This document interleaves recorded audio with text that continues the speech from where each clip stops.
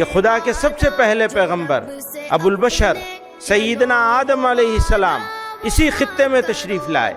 حضرت آدم پہلے انسان تھے، پہلے مسلمان اور پہلے نبی تھے۔ حضرت محمد صلی اللہ علیہ وسلم آخری نبی ہیں۔ آپ صلی اللہ علیہ وسلم کا پیغام آفاقی ہے، کسی زمین یا خطے کے ساتھ محدود نہیں۔ اس لیے ہندوستان کی دھرتی مسلمانوں کے لیے کبھی اجنبی نہیں رہی اور نہ رہے گی انشاءاللہ۔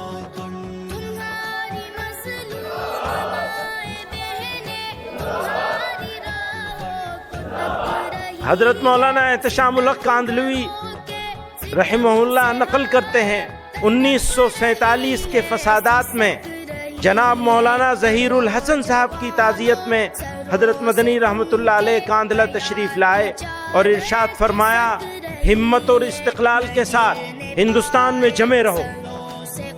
مدینہ منورہ میں میرے ذاتی مکانات بھی ہیں اور بھائی بھتیجے بھی، مجھے ہندوستان میں رہنے کی کوئی خاص ضرورت نہیں، پھر بھی میں نے طے کر لیا ہے کہ ہندوستان نہیں چھوڑوں، اس لیے کہ مخلوق خدا کی جو خدمت یہاں رہ کر انجام دے سکتا ہوں وہ مدینہ منورہ میں نہیں ہو سکتی۔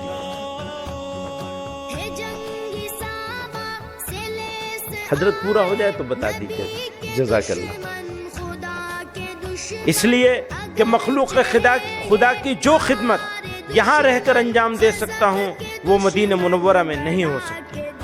اسی کشت و خون کے دوران بستی حضرت نظام الدین اولیاء میں حضرت شیخ الحدیث مولانا زکریا صاحب رحمۃ اللہ علیہ سے ملاقات کے لیے تشریف لائے تو حالات سے سخت متاثر تھے، چہرے مبارک سے غیظ و غضب کے آثار عیاں تھے۔ آپ نے بھررائی ہوئی آواز میں فرمایا، میں نے تو ہندوستان میں مرنے کا فیصلہ کر لیا ہے۔ جہاد، اسلام اور مسلمانوں کے دشمنوں نے اسلام کی مقدس اصطلاحات مثلا جہاد کے لفظ کو ایک گالی، فساد اور وائلنس کا ہم نام بنا دیا ہے۔ لو جہاد، لینڈ جہاد، تعلیم جہاد، تھوک جہاد وغیرہ جیسے جملے استعمال کر کے مسلمانوں کی سخت دل آزاری اور ان کے مذہب کی توہین کی جا رہی ہے۔ افسوس کا مقام ہے کہ حکومت اور میڈیا میں بیٹھے ذمہ دار افراد بھی اس طرح کے الفاظ استعمال کرنے میں کوئی شرم محسوس نہیں کرتے اور نہ ایک کمیونٹی کی دل آزاری کی پرواہ کرتے ہیں۔ پرواہ کیا کریں گے؟ یہ تو اس کمیونٹی کی دشمنی میں کرتے ہیں۔ یہ تو پرانے دور سے چلا آ رہا ہے کہ کہیں بھی دہشت گردانہ عمل پیش آ جائے تو اس کو جہاد کا نام دے کر اسلام اور مسلمانوں پہ طعنے، تہمتیں اور ناحق الزام عائد کیے جاتے ہیں۔ یہ واضح ہونا چاہیے کہ اسلام میں جہاد ایک مقدس دینی فریضہ ہے۔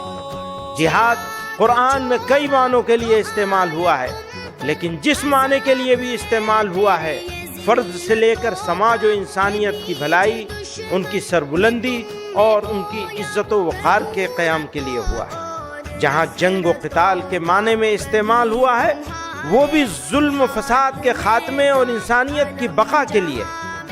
اس لیے جب جب ظلم ہوگا تب تب جہاد ہوگا۔ میں اس کو دوبارہ کہتا ہوں، جب جب ظلم ہوگا تب تب جہاد ہوگا۔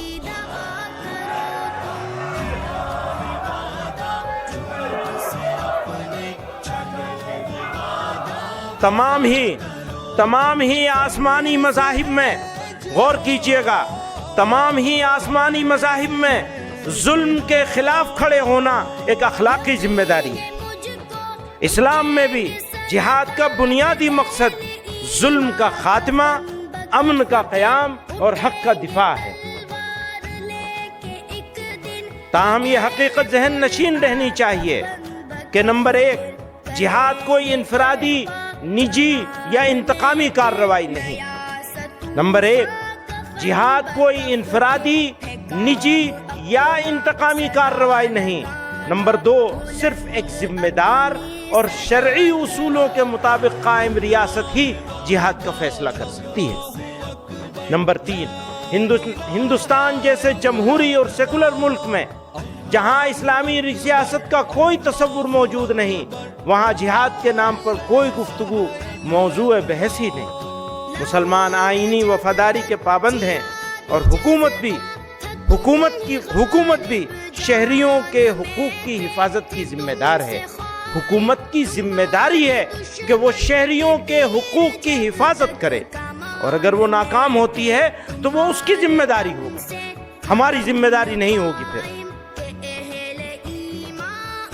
ہم اگرچہ بزم سے دور ہیں، ہم اگرچہ بزم سے دور ہیں، ہم ہی رنگ ہیں، ہم ہی نور ہیں۔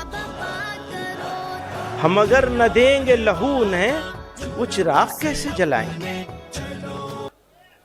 وہ تو کچھ اور سمجھ رہے ہیں، ہم یہ سمجھ رہے ہیں ہم اگر نہ دیں گے لہو انہیں، وہ چراغ کیسے جلائیں گے؟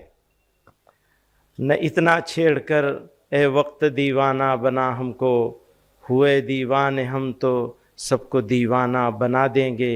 نہ جانے کتنے دل بن جائیں گے ایک دل کے ٹکڑے سے، نہ جانے کتنے دل بن جائیں گے ایک دل کے ٹکڑے سے۔ وہ توڑیں آئینہ، وہ توڑیں آئینہ، ہم آئینہ خانہ بنا دیں گے۔